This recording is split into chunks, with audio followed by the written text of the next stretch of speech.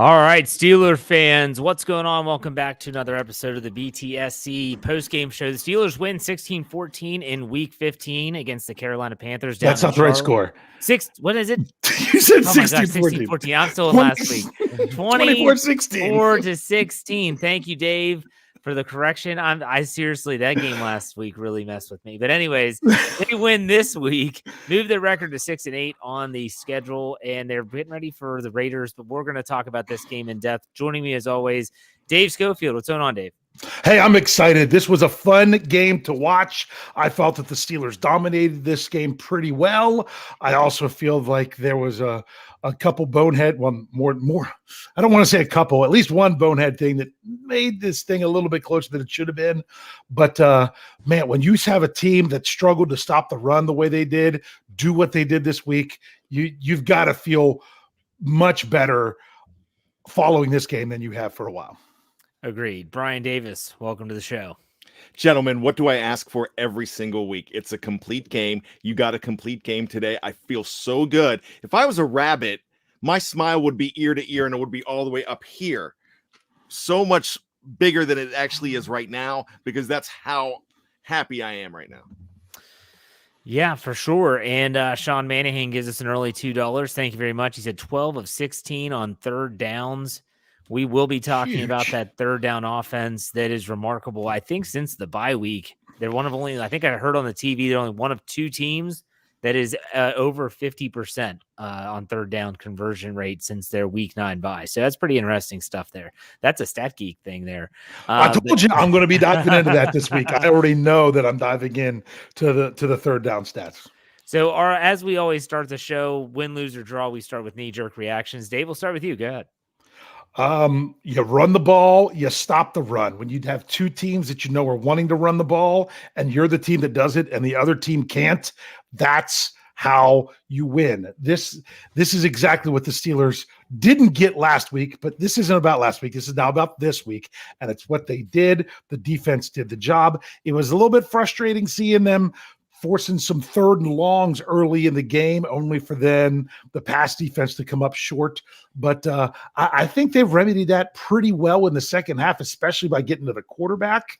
And other than the penalties in the second half, I thought they really did a nice job completing the whole game and adjusting some things where they struggled, somewhat struggled in the first half. All right, Bryan, what's your knee-jerk reaction? It is about last week, Dave, and here's the reason. Because they looked in the mirror, they realized what they did wrong last week. They knew they could not stop the run last week. They had an equally good running team this week in Chuba Hubbard and Deontay Foreman, who should have run them over, and they did not. They, like we talked about before we got on the show, Larry O came up big in this game. The rushing defense, they were swarming from the get-go. They did everything they needed to do on offense as well. They went back to basics. They had a good game plan. I feel really good. That's why I think they took last week, they took it to heart, and they said, all right, here's where we went wrong. Here's where we're going to go right. In the game recap that I write for every game, I said that the Steelers dominated the Panthers, and I stand by that. They dominated this game, and if it weren't for Marcus Allen's, and we'll talk about that, trust me. Yeah, we already got a super chat for it. Boneheaded, idiotic penalty. This game isn't even close. I mean, but we're not even having these conversations. We're talking about a runaway win, in my opinion.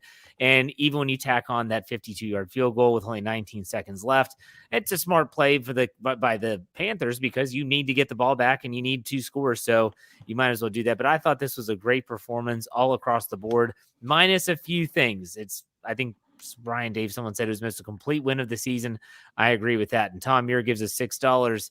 He said $1 for each win. Fantastic job with massive drives that ate the clock up. The best part was finishing with touchdowns instead of field goals. Yes, they were 3 for 3 in the red zone. Evgeny Crosby gives us $4.99, said the Marcus Allen penalty was the stupidest play I've seen in all my 32 years of watching football. Let's go to was that even a play? No, it was a dead ball foul. That's the thing. I mean, I agree with you. It was Evgeny. With you. That was just so stupid because it was beyond the play. That's even what's made it so stupid. I'm sorry. We'll get to it. Runner Delgado gives us $4.99. Entire offense and defensive line deserve A's. The secondary, on the other hand, different story in my opinion. Yeah, I mean, the secondary certainly did have some issues at times, and again, we'll get to that. And then LM Arthur Steele gives us $4.99. Bigger Momo, Marcus Allen, or dude that ran the wrong way for Chicago. I didn't see that play. Also, is there a post Christmas Eve podcast? I appreciate you three stallions. Let's go. There will be a post game. Oh, it's a special one. It won't be us. Do we want to announce that now? I think we should, because I think people are going to really enjoy it. And I'm really happy for these guys that it's going to be their first opportunity, that it's going to work out to do it. Yeah, Bryan, go ahead and tell everyone what to expect. I'm still going to throw on tentative because things happen, because we discussed this a long time ago. I need to confirm completely, but these guys have been chomping on the bit. They've been asking for this. So we are going to have a Christmas Eve down under. So grab your Vegemite. So hang out with the blokes. Here we go. We're going to have the post-game show with Matty P, Matt Peverell, and Marky D, Marky Davison. Those guys, they always have something good to stuff in your stocking, and they're going to do it right, down under style. For sure. And they'll do a great job, because Matty's going to be the numbers guy, and he'll recap the stats. Marky's going to give you the passion that you want after. Yes, he is. So that'll be a good one. But no, the three of us are not only going to have to be doing other things, also dad duty and getting ready for Christmas Day. So it's going to be crazy, but you will have a post-game show next week. Thanks for bringing that up. And thank you all for the tips. We appreciate it. So let's get right into the breakdown of this game. We always start on offense. We always start with the quarterback. That's one Mitchell Trubisky. He finishes 17 of 22, 179 yards and 8.1 average. Did not throw a touchdown, but also did not throw an interception. Was sacked one time for 10 yards for a 100.4 rating. Gentlemen, what did you think about Mitch Bisky business? Dave, we'll start with you. Well, you got to throw in the quarterback sneaks. I mean, one of them even got a touchdown. Mike Tomlin talked about it in his press conference afterwards that, hey, when you're sitting up in third and manageable where a quarterback sneak gets the job done, you're in a good situation. Trubisky, I mean, he didn't convert on the first attempt into the touchdown zone, but he did get the second. I think he was in the first one, personally. But that didn't matter. They still had multiple tries. I like the fact that the infamous first start by Duck Hodges, he didn't kill us. That's what Mitch Trubisky needed to come back and do this week. He needed to play a clean game, but man, it was 5 minutes left in the second quarter before he had an incompletion. Didn't have to throw the ball much, but also, like Coach Tomlin said, when you've got a good running game that you can lean on, that just makes it so much easier. I thought he did what the Steelers needed him to do this week in order to get the victory. For sure. Bryan, what were your thoughts on Mitch? Mason Rudolph had a helmet on most of the game. He was standing there waiting. He was ready. Mitch Trubisky heard footsteps, knew there were footsteps, knew there was somebody breathing down his neck the entire game, and he proved that you can go very far on a short leash. To me, up until the third quarter, fourth quarter, second half especially, Trubisky's job was really easy because, like what Dave said, the third and manageables, Mike Tomlin referenced it in his post-game press conference. But I'll tell you what, in the second half, this guy stood tall and made some really big third down conversions. Both the two that stick out to me are the passes to Deontay Johnson. I think one was a 3rd and 6. The other one was much longer than that because of a penalty. So he did come through, and he's definitely going to find his way, a little teaser on my winners list for my Let's Ride podcast on Monday, because he played a great game. And, that it's insane to me how so many fans on social media, Twitter mainly, they always want to make this about the quarterback, and they always want to compare things. Like, can't we just root for the Steelers just one time? Just who cares who's a quarterback? Let's just hope they win. Mitch Trubisky played a great game.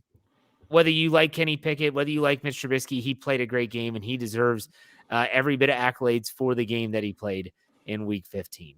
So let's get this super chat here. Sean Manahan gave us $2. Says, looking forward to Christmas Eve down under. I hope they come through. They had said it multiple times that they were good to go. Because remember, it'll be Christmas afternoon for them, so that'll be they're really excited about it for sure. Steelers fans in New England gives us $4.99. Said so nice to have the quarterback sneak in the play calling arsenal again. It is crazy. It's not just Mitch. I mean, Kenny Pickett's done a really great job with quarterback sneaks. He's had a lot of touchdowns, rushing touchdowns this season. So it's good to see that. And I'm glad Dave brought that up because Mitch did end up with a rushing touchdown, even though he did not pass for one. So let's talk about the receivers, the pass catchers first, before we go on to the running game. At the Steelers receiving, Deontay Johnson, this is what's impressive. He had 10 targets, and most people would say, 10 targets. He had 10 catches. The guy did not drop a pass thrown his way. 98 yards for a 9.8 average, no touchdowns, a long of 19. George Pickens had 5 targets. That's headed in the right direction. He only had 2 catches, 53 yards, and a long of 38. Jaylen Warren was 1 for 11. Sims, 1 for 10. Gentry, 1 for 4. The one name we're missing here, folks, Pat Freiermuth wasn't even targeted in this game. I have this, the one of my biggest complaints, and I'll say it here, is before I throw it to Dave and Bryan, I don't like how in this offense, it seems like regardless of quarterback, regardless of weapons available, there's always one player who just completely disappears and it just gone off the radar. It's been George Pickens. Today it was Pat Freiermuth. I really don't understand that. Maybe I just don't understand it. I don't know. But Dave, what were your thoughts on the pass catchers today? All right. Well, with Pat Freiermuth, I don't remember who it was, but it was one of the Steelers reporters at the game was saying that it seemed like Pat Freiermuth was not playing as many snaps. And that could have been because he didn't practice for two days with that foot injury. Yeah. Was he? I'm trying to remember. Was he limited or full on Friday? Who cares at this point? Yeah, but he went to play in the game, and it might even have been one of those things that, hey, we're not going to push him too much if we don't have to, so that way you have him when you really need him. That could be it. I don't know if the Panthers were specifically trying to take him away. If the Steelers have 3 big targets in the passing game between Freiermuth, Johnson, and Pickens, and a team is trying to take one of them away and the other 2 thrives, I don't care. I really don't. As long as the other 2 are getting the job done. And George Pickens, pulling in the long pass, doing what he needs to do. Deontay Johnson catching every ball that was thrown to him. Had the penalty, which was, I think he just wanted the Steelers to go over 100 yards on that drive. Who knows? But I thought if George Pickens can do that, because Deontay Johnson's doing what he's doing, that's great. And when Deontay Johnson's not doing what he's doing today and George Pickens does more, that's great. It really doesn't matter how it all falls out as long as it's getting done and these guys can keep their egos in check and their patience in check and realize, hey, the ball will go around a little bit, but eventually when we need you, when they focus on somebody else, that's when we really need you. And be sure to check out at BehindTheSteelCurtain.com. Every day after the game, Jeffrey Benedict does a really great snap count article where he breaks down by, personnel packages that they use. I'm sure he'll dive into the tight end numbers. That'll be really interesting to see. But Bryan, what were your thoughts on the pass catchers? Well, let's talk about Pat Freiermuth first.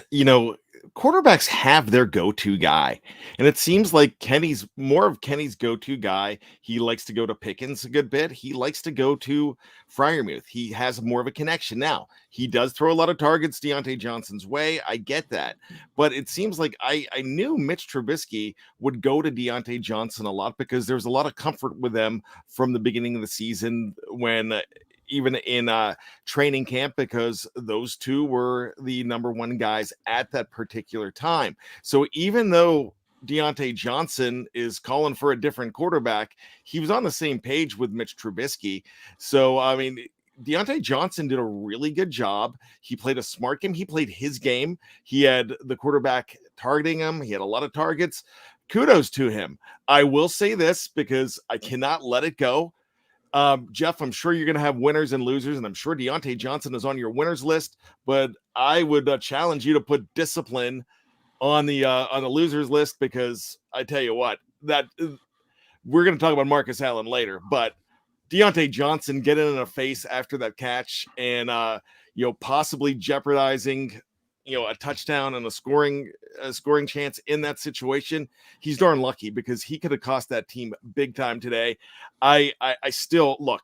I get it. Somebody said in the live chat, if that's the biggest problem, I'll take it every time. Yeah, but come on, that could cost you big time. There's still a lot of room for him to get his head in the game. And I think when he gets his head in the game, he's going to be great. He has that potential to be great, but his head is keeping him out of the game because he's still ticked off at somebody. And so I still would love to see him grow up a whole lot more.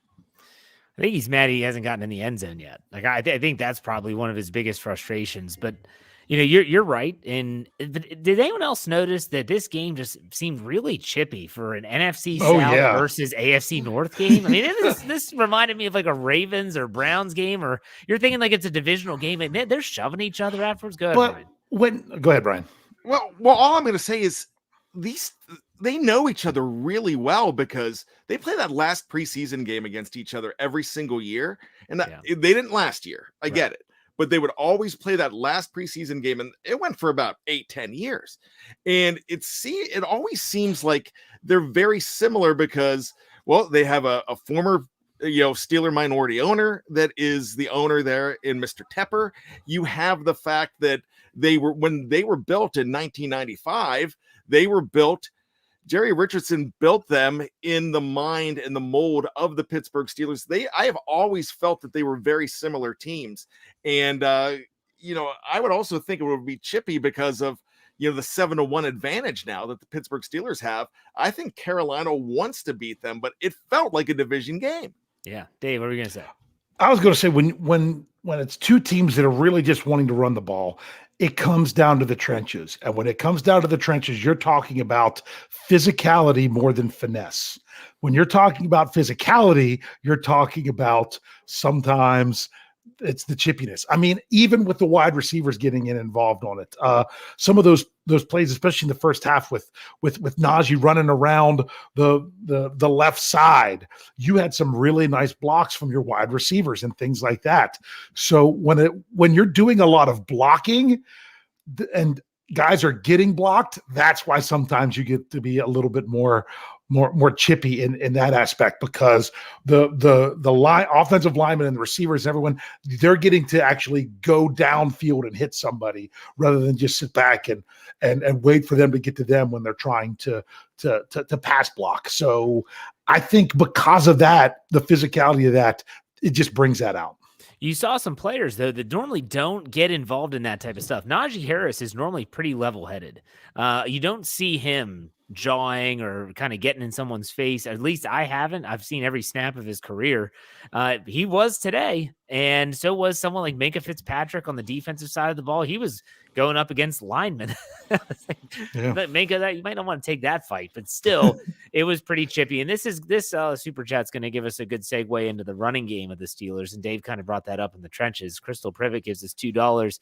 Said, "Who's my baby? Najee got a kill for 100 yards." This is true. He has not had a 100-yard game yet this season, and that's notable. I think for sure. I mean, when you talk about Deontay Johnson hasn't had a touchdown, well, Najee Harris hasn't even had 100 yards from scrimmage yet. He finishes. Let's talk about the running game. Najee Harris, 24 carries, 86 yards, 10-yard long. He did score a touchdown, 3.6-yard average. Jaylen Warren, 11 for 38. He had a 9-yard long. He also scored a touchdown. Steven Sims had that nice. Well, they had one really bad jet sweep end around that was a negative yard, and then he ended up with, that was a -3, and then he ended up with 19 yards rushing and a 22-yard long. Yeah, you got to love that when you have the long is longer than your total. No, you're right. And so the Steelers, you look at the running game, Trubisky, obviously 6 carries for 9. Derek Watt had a touch. He's still perfect every time he's touched the ball. It's been a first down. Well, when he's rushed the ball, every time it's been a first down. Yeah. So the Steelers ran the ball well, but you know what's interesting, since we just talked about the pass catchers, the Steelers only had one play of over 20 yards in this game, and that was that Steven Sims end around for 22. They just controlled the clock, and that was a big part of the running game. So let's talk about that. Dave, what did you think about the running attack for the Steelers? They didn't have many negative plays. They rarely had plays that weren't gaining many yards, like 2 yards or less. So therefore, they were being ahead of the chains. Lots of third down opportunities, but lots of manageable third down opportunities. They were doing what they needed to do. The line was getting some push, and even when they weren't, there was often a nice little crevice for a running back to get through. It just seemed like it all came together more. You didn't have like a big blown assignment where someone could just come through and blow up in the backfield. That happened a couple times, but yeah, I'm surprised the Steelers ran that jet sweep on that third down. They ran it quick, and it actually made sense to do it there to catch Carolina where they weren't looking for it as much, because when they were looking for it earlier, they threw it for a loss. So they came up and tried to catch them when they weren't ready for it, and it busted for a big play. But all in all, I mean, you've got to be happy for both of these running backs doing what they did today. Bryan, what about you? What were your thoughts on the running game? Well, I thought it was a pounding attack. I really thought this running game that we saw from the Pittsburgh Steelers was going to be done by the team in home black, the Carolina Panthers. And I really liked the way they did it. I want to get back to Ms. Privett's, question there. Who does he have to kill? Well, I don't think he needs to kill anybody, because I think this is a part of the plan. He can get a lot of 100-yard games and they don't win. What they really need, this balanced attack keeps Najee fresh. It's because I had one of my buddies texted me and said, "Hey, is Najee hurt?" Because it was one of the early drives. I think it was in the first or the second where you saw a lot of number 30 Jalen Warren. And so I'm thinking, no, it's just a part. They're not completely going into two back. It's not a committee yet. It's not completely a committee, but it's I'm not even going to say it's trending that way, but it reminds me of the old Buffalo Bills with Thurman Thomas and Kenneth Davis when you saw him spell him that much. And it almost feels like he's getting an opportunity to get a breather and not beat himself up. 100-yard would be nice, but that's just for the stat sheet. Getting over 1,000 yards. And when I said 1,000 yards, somebody last week said, well, that's not a big deal in a 17-game season. It still is. It's still a benchmark that you want to reach, and he's fairly close to that. And usually when it was a 16-game season, if you ran 70 yards, around 70, 73 yards a game, you were going to get to that 1,000-yard mark. So if he keeps on putting up these 70s, 80s, 90s, even though he doesn't get 100, he can get to 1,000, 1,100 easily and go ahead and be in the equation of one of the best backs again. So what started out as a bad season, now you have a guy with 6 touchdowns, and you have a guy that's really running hard and hitting people and forearming. I mean, like, he wants to stiff arm people. He wants to, I guess NFL Network or whoever is calling it the, they have the nickname. The Good Morning Football. Yeah, scepter. it's angry runs and you win the scepter. He won it. Yeah. He won it last week. I think he was going for it with that stiff arm in the end zone. Yeah. Too. I mean, I really do. I mean, he's just pounding people. He's running angry. Yeah, right at my boy Jeremy Chin, like my favorite player, Jeremy Chin. Jeremy Chin, take it on the chin. There you go. You're forever going to be acquainted with Jeremy Chin. I love Jeremy Chin. He's my favorite.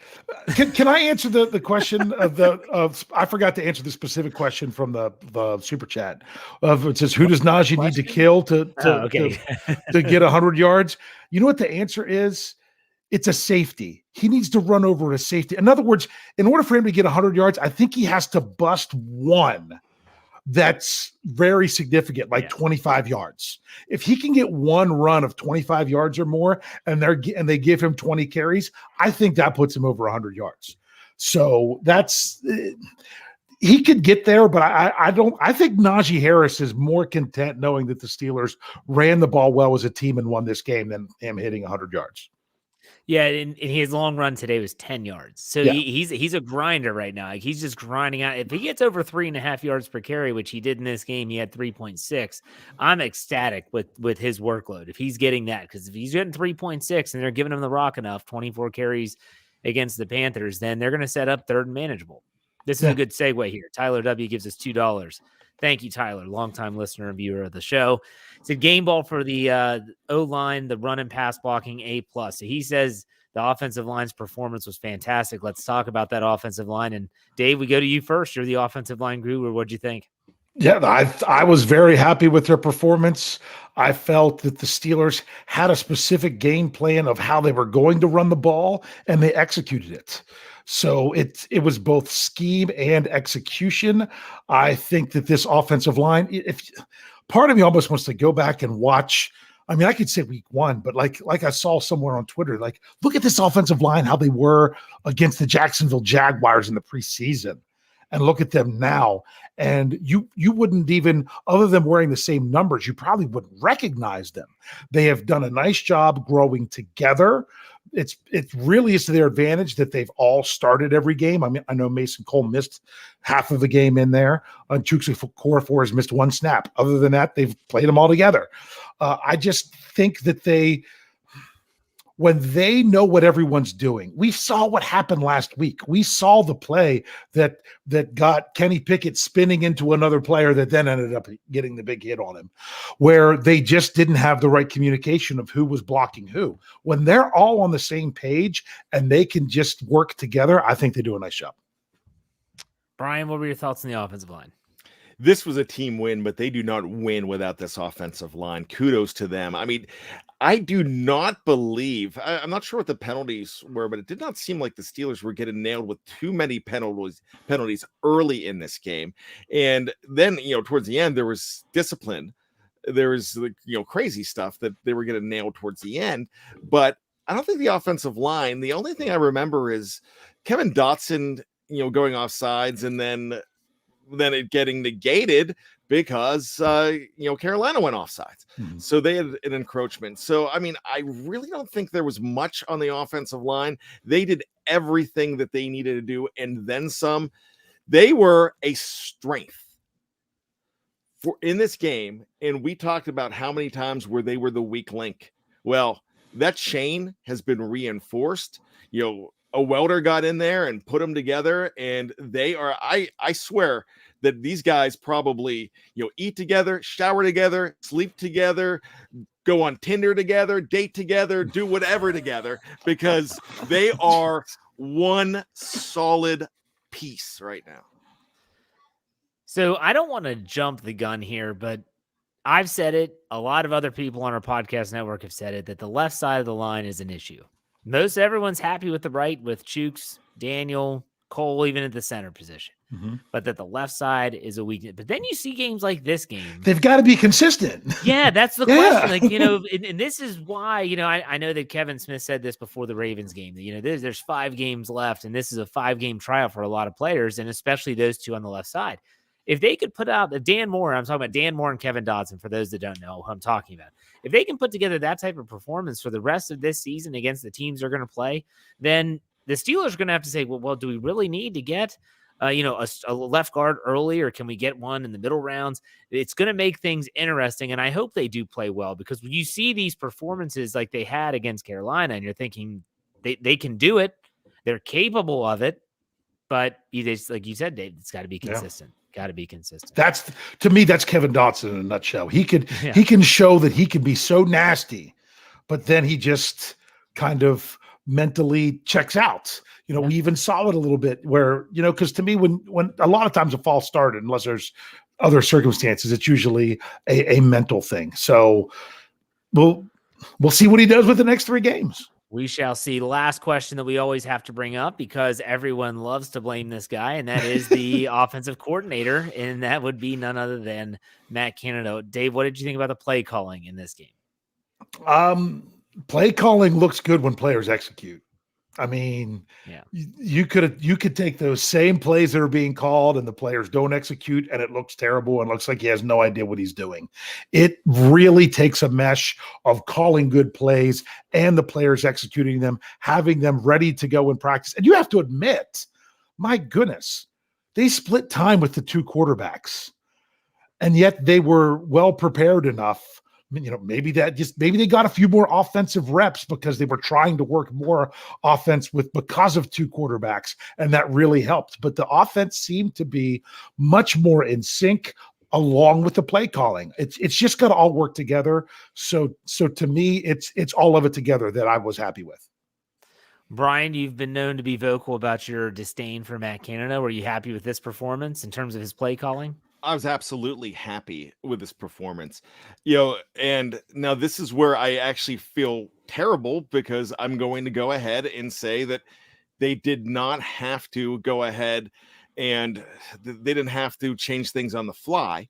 And that's where I think Matt Canada struggles. If they had to go ahead and adjust, I don't know if they would have had the same success, but I don't want to rain on a parade. So I'm going to just shut the heck up right now and say, good job, Matt Canada. Oh, Canada. But you're right, Bryan. You're right, because when the Steelers can have a game plan and they can implement that game plan, they look like a whole different team than one that the other team forces them away from their game plan. You're exactly right.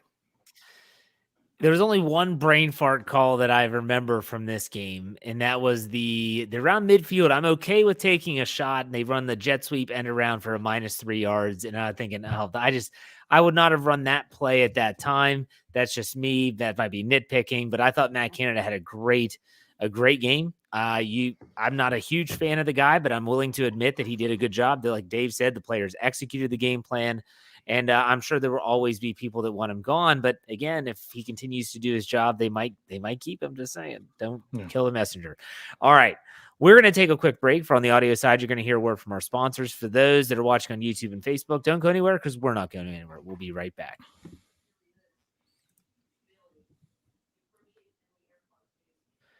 All right, Steeler fans, we are back. We talked about the offense in the first part of this show. We talked about everything from the quarterback to the coordinator. And now we're going to go to the defense. Before we do that, Sean Manahan gives us $2. Says the Bucks, meaning the Tampa Bay Buccaneers, are beating the Bengals. Yeah, that's great. That's at this stage with the Steelers. It's like the Steelers are eliminated from the North. Why does it matter? Yeah. I mean, I don't want trust me. I'd be happy to see the Bengals lose. Yes, but, it is what it is. All right, let's talk about the defense. The passing attack for Carolina. This was interesting. I didn't think everyone said the same thing. When I talked with Jeremy Betts on my Let's Ride podcast on Friday, when he was talking about the Falcons, they're not going to give up on the run, and they didn't. And they ran the ball well. Then the Ravens, they're not going to give up on the run, and they didn't, and they ran the ball well. And you were thinking that the Panthers were going to follow that same path. They go 3-and-out on their opening possession. The Steelers go down and score a touchdown, and then the Steelers are just stopping the run repeatedly. And then it's almost as if they said, well, we're going to have to throw it. Sam Darnold finishes 14 of 23 for 255, 9.8 average, 1 touchdown. And he was sacked 4 times for 37 yards, a 108.1 rating.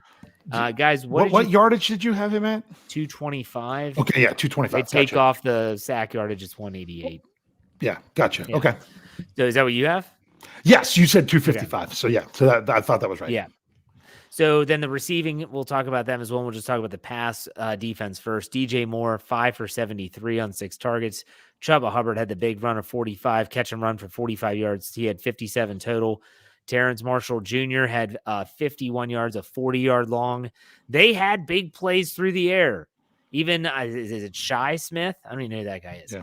He had a 24-yard long. They had 4 receivers with 20 or more yard plays in this game.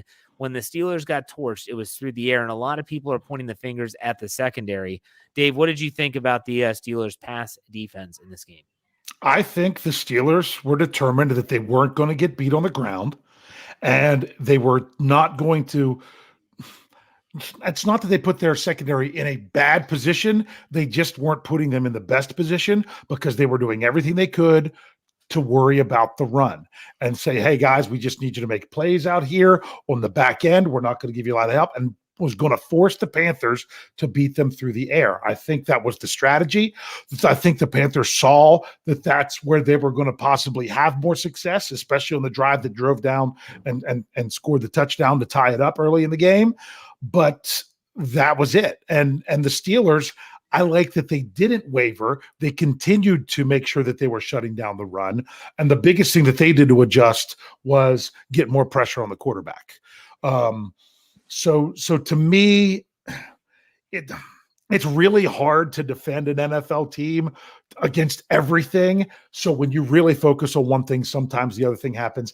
It's really, really tough when you're giving up third and longs. And Yeah. I mean, and that was the one drive that they scored a touchdown when they gave up repeated third and longs because they were running it on first and second down and getting negative yardage. So I'm not going to beat up the run defense. I'd have to pass defense, because I'd have to really go back and look at it, or ask someone more equipped than me at looking at secondaries like KT Smith to break that down and say, hey, were they basically saying we're not going to have as many guys in the secondary and we want you guys to make plays? And that's what happened. And you also have to remember, there at the end, the Steelers were up 11 points, and with a minute left, and they were going to let Carolina get some yards to get down there, because it didn't matter as long as they tackled them in bounds. Yep. Bryan, what were your thoughts on the pass defense of the Steelers? Well, once again, I talked about at the beginning it being a complete game, and I thought the pass defense was a part of the complete game. I saw some nice breakups there as well. I don't know how many pass defenses that they are getting credited with. One thing that, sticks in your mind is that, long pass on Carolina's second drive, I guess, when they came down and they threw, I think it was to Terrace Marshall, and it was Pierre that got completely lost on that. And it was really weird. But after that, I thought that was the most egregious play. The biggest thing they gave up, that 42-yarder to Chuba, or however long it was. I know it was in the 40s. That's another where you're like, all right, they gave up one on the ground, and he had a lot of yards after the catch there where they just didn't stop him. I don't think they let Sam Darnold dominate them whatsoever. I thought they played a pretty good game as far as that goes. Were they the weak link in this game? Yeah, but the weak link was not even close to killing them. So if that's the weak link, I'm going to take that every single week, because I don't think they were that bad. This Steelers secondary is built upon having a pass rush that doesn't require them to cover for very long. And when the Steelers were getting gashed, they were typically not getting home. And when they started to get home late in the second half is when all of a sudden, those big plays weren't happening as much. Or every now and then you would have like that Hubbard play where he beats Spillane, and that's a tough ask of Robert Spillane to stay with someone like Chuba, however you say his name. And he scampers for 45 yards. So that's tough. And that's a good segue into the pass rush, because the Steelers did get to Darnold 4 times. They were credited, the Steelers were, with 6 quarterback hits. TJ Watt had 2. Cameron Hayward had 2. Larry O and Alex Highsmith both had 1. Now, in terms of sacks, Highsmith had 1. And then TJ Watt and Cam Hayward both had 1.5. So they did get to the quarterback more than they had been in the last few weeks. What do y'all think of the pass rush? Dave, go ahead. I thought I don't know exactly what they did, but it was better in the second half. That it didn't seem like Sam Darnold, and I actually mean Sam Darnold, not number 10 for the Steelers that they kept calling Sam Darnold. Yeah, I forgot about that. Counted at least 3. He couldn't be as comfortable in the second half, and even into the second quarter after that but after their first scoring drive, it seemed like he couldn't be as comfortable, because they were annoying him enough. My goodness, Cam Hayward just seems like he would just push somebody out of the way and go at times. So the pass rush got better as the game went on, and I think that's what kept Carolina from finding the end zone again. What about you, Bryan? What did you think about the pass rush? Man, I thought they were after it. I thought they were swarming. I really liked that. I talked about Larry O early as far as in the run game. I thought he was effective in the pass rushing game. You had other guys just getting in there. Gosh, I mean, TJ Watt was in there a couple of times. I know, 1.5 sacks. Man, did Cam look good? Did Cam look rejuvenated in this game? Cam looked fast. Cam looked young today. So I liked everything that I saw from pass rush. And, we just talked about the pass defense. And because of that pass rush, that helped the pass defense. That's always going to help your secondary when you have a good pass rush. So that helped lead to the complete game. Yeah, the pass rush started to get home, and man, there were a couple times Darnold. He's more elusive than people give him credit for. He's not a statue back there. He is capable of running, and man, close, just so close. And you're watching him, you're like, oh, TJ, get him. Or Highsmith was close. Good. I thought the pass rush started to generate something there, and something to hang on to. I think that the Steelers. I agree with Cam. He looked great. I thought he looked really young. He was getting some really good push. So maybe he's just been banged up. We'll see. Crystal Privet gives us another $2. She said, shout out to Tomlin. That timeout was genius at the goal line. I'm trying to think. I usually don't like those, but it seemed like that was after the pass interference. They had run one play. Yeah. And then after that, I think, was it 2 straight negative plays after that? I know there was at least a sack in there. Yeah. So, but they just they needed to reset something. So I want to throw it over to, the run defense is going to be, that's important. You would talk about the front four or the front seven. You got to talk about how the fact the Steelers held the Carolina Panthers of all teams to 16 carries, 21 yards, a 1.3 yard average, and a long run of 5 yards. That's insane. That's in a 24-16 game. This was not, Pittsburgh at Buffalo and it's 35-0 and you got to throw your way back into it. That was not this game, but that rush defense was legit. Dave, what did you think? 10%. They gave up less than 10% of the yards they gave up last week. Yeah, that's when you look at that. 10% of what they did last week.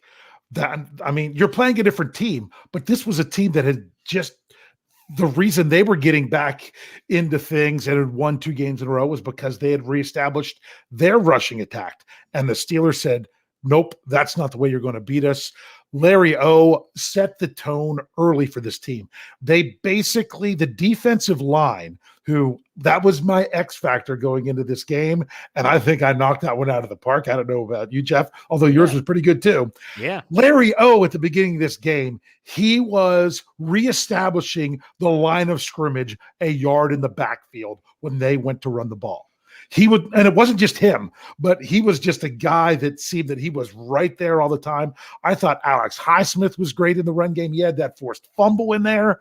The Steelers focused in on it and said, you're not going to beat us this way. It was great.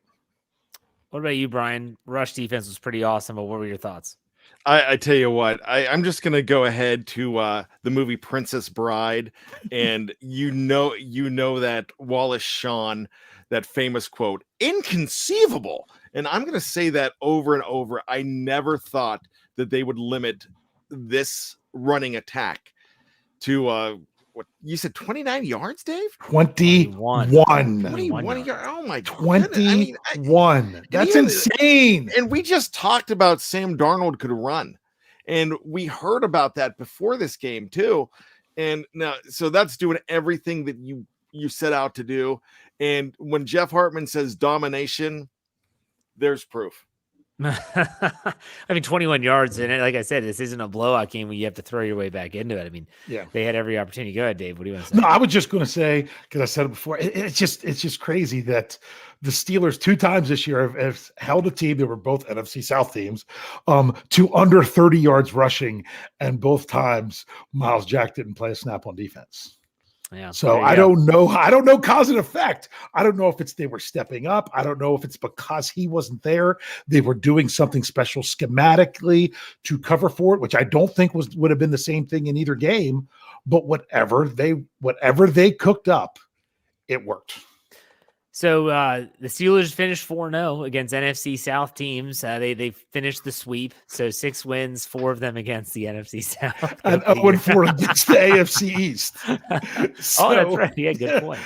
Oh, my gosh. So 500 between those two. Hey, real quick question, because you all watch the games like I do. And sometimes you watch things that most fans might not be watching for. Anyone else notice that Mike Tomlin had a play card with him today? On the sideline. See that? You know what? I don't think I paid attention. You have to go back. If you recorded the game, there was a play where someone gets a first down. It might have been Mitch, quarterback sneak. It was close, or maybe it was Najee, and he points a card. I'm like, well, damn, that's a play card. Mike Tomlin normally doesn't have a play card with me. With him, that was very interesting. The last time I saw him with a card like that was last season when he had to call the plays, defensive calls, when Keith Butler was told because of COVID protocols he couldn't travel with the team. So just saying, like, if you watch that game back or you're watching it again, see if it was. Maybe it wasn't. Maybe my eyes are deceiving me, but I thought that was very interesting. Interesting. Yeah, I don't think that I would have picked that up. I did notice that Mike Tomlin was very animated, even more animated today. I think he was fired up. Yeah. And he said it in his post-game press conference where he talked about the run defense the last 6 quarters. You know, I mean, he's a defensive guy. I think when his defense is giving up that amount of yards on the ground, that's a slap in his face as much as anyone else's. So, all right, let's talk about the penalties, because I think this is important to have. It's a special teams with special teams, and you can talk about Presley Harvin, and he finishes 3 kicks for 45.3 average, and it wasn't. Oh, that was almost a beautiful play. It was almost a beautiful play. Almost. James Pierce, toe barely on the line. Can I ask you a quick question before you get one from that? Yeah, sure. Some people are thinking that the Steelers should have gone for it there because they were in on the Panthers territory. 4th and 3, right? Yeah. I think you played the numbers game. I would have kicked it too. I was fine with him kicking it there too. Yeah. Yeah. Bryan? Yep. I was all for it. It's the feel of the game, and they had that right feel. Yeah. All right. Sorry. Go ahead. No. It's okay. The Steelers were penalized 7 times for 81 yards in this game. 6 of them for 76 in the second half. Wow. That's incredible. And I just can't get over for the life of me. And I said, we're going to talk about this later. The Marcus Allen penalty. Here we go. I mean, this was a dead ball foul. The Steelers had just sacked Darnold. Back-to-back sacks. Alex Highsmith, Cam Hayward to get off the field. They're out of field goal range. They're going to have to punt the ball. It was 4th and 27. During a TV timeout, he runs over to the Carolina side of the field and is saying something to a player, then keeps going, and is trying to get into like the Panthers huddle. I'm assuming he was just trying to be funny, a la Vince Williams when he laid down next to DeAndre Hopkins. Was that on Christmas? Yeah, that was the Christmas game. It was a blowout. I don't know if he's trying to be funny or something, but what in the hell is going on? That was the dumbest. Deontay Johnson being fired up and jawing at a guy, I get it. Everyone's always had those battles with someone, and then you finally get the best of them, and you stand up and go, there you go. That's what I'm talking about. This made no sense. And Mike Tomlin was asked about it, and he said he didn't know what was going on. And I get it. You're a coach in a timeout. You're doing something. You're not just standing there. His first answer was, it cost us 3 points. It cost more than 3 points. It cost way more than 3 points. But I'm just saying, on that drive, it gave them 3 points. Yeah. Right, but from the grand, that from that moment on, that game changed. It was tilted so far in Pittsburgh's direction after this back-to-back sacks. It gave them new life. I don't understand it. I can't even try and justify what the heck that guy was thinking. But, I mean, there's people in our Slack channel like he needs to be cut tomorrow. Bryan, would you cut him tomorrow? Absolutely not. I mean, you're not cutting a guy for that. You're having a conversation with him. Here's the progression. You bench him. But I don't even think they bench him because they need him. You know what I mean? You just don't say, all right, you're cut. There's some value to Marcus Allen. Marcus Allen makes plays on special teams. He does some things. But he is not a good enough player to be going in to the other team's huddle to go on the sidelines. It's almost like it looked like the end of the game when you're going to shake hands and say hello to everybody. I mean, I don't know what he was doing, what he was thinking. I don't know what sense of entitlement you have. You could possibly bench the guy, but you're not cutting a guy for that. I mean, I know Shannon White. I can't wait to talk to him tomorrow on the Hangover because he wants him cut because of that. It's Mike Tomlin will have a conversation with him, just like Mike Tomlin had the conversation with Deontay Johnson when he made that play. But if you notice, Deontay Johnson was going like this. He was looking away. He wasn't taking anything in. I think if Marcus Allen is smart, he takes everything in and just says, hey, I was fired up, and just say, but it's a don't ever do this again. I mean, I'm getting out my I'm channeling James Gammon, the Lou Brown from Major League. Don't ever do it again.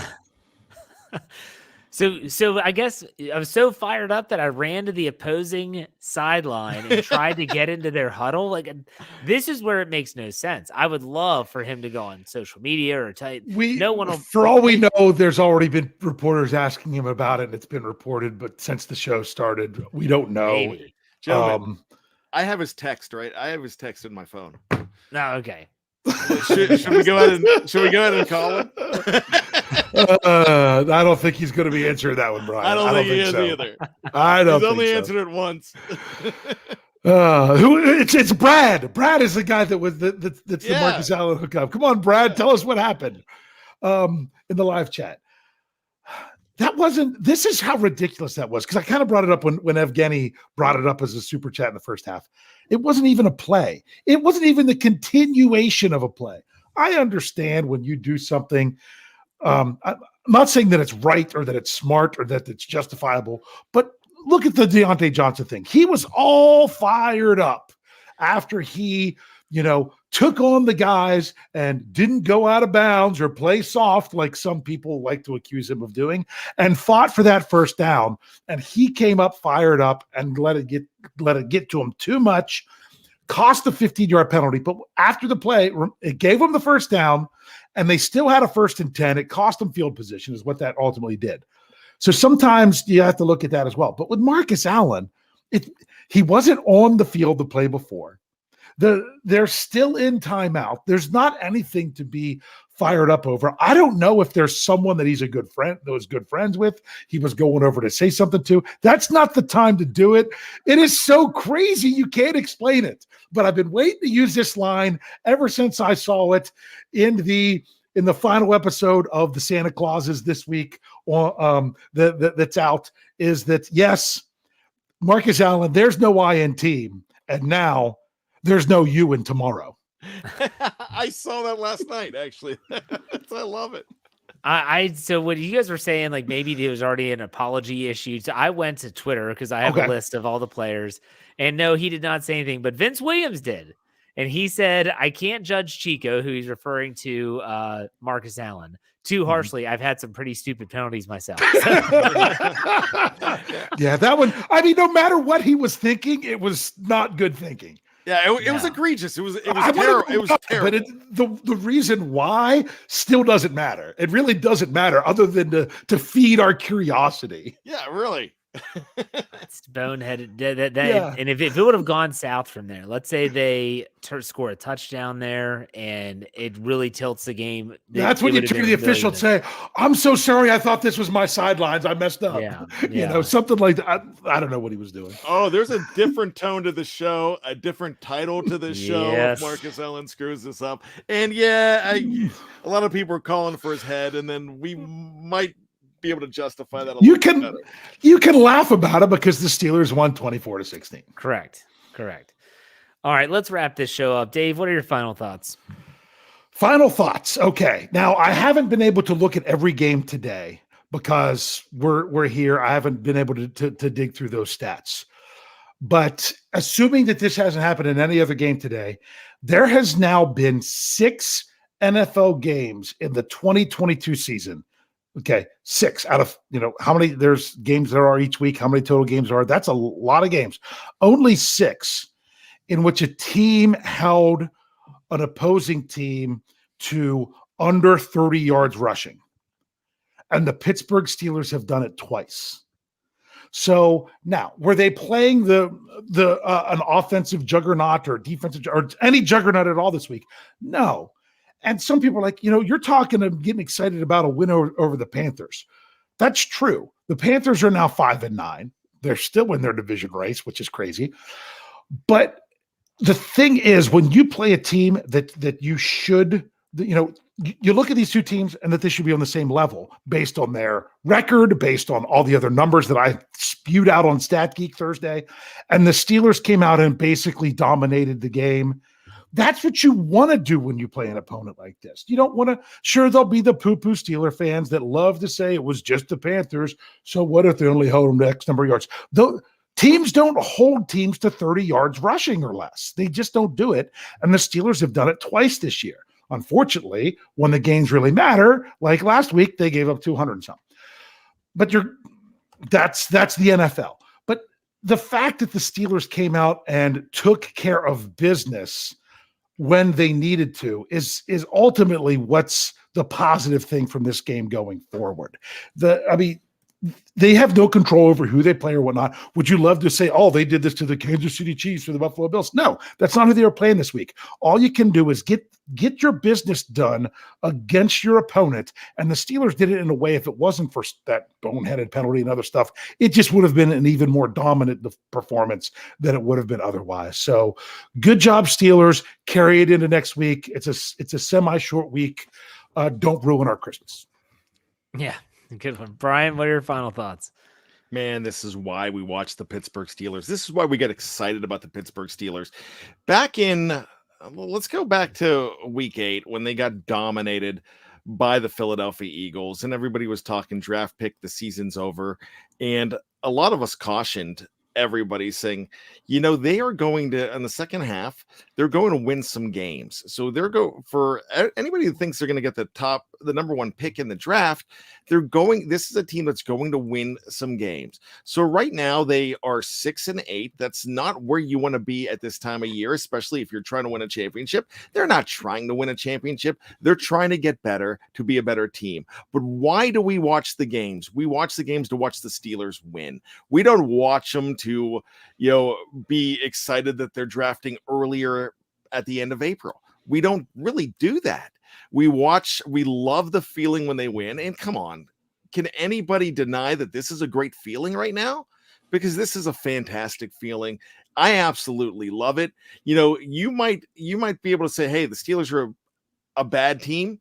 You can say that. You could still say they're a bad team. That's fine. But they're the best of the bad teams right now, the way they've been playing.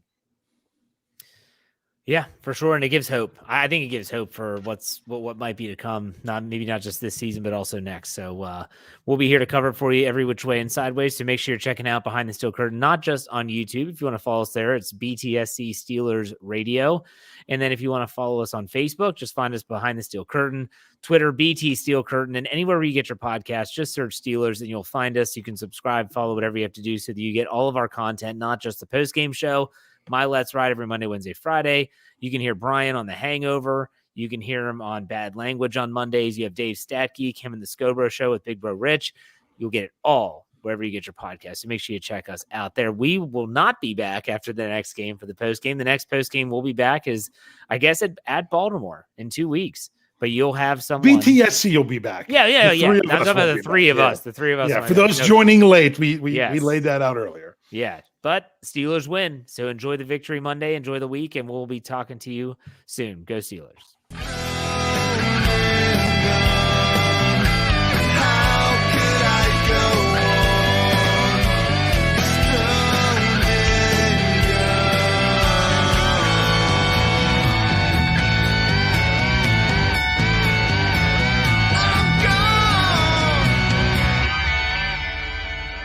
Everybody else gets a little tight.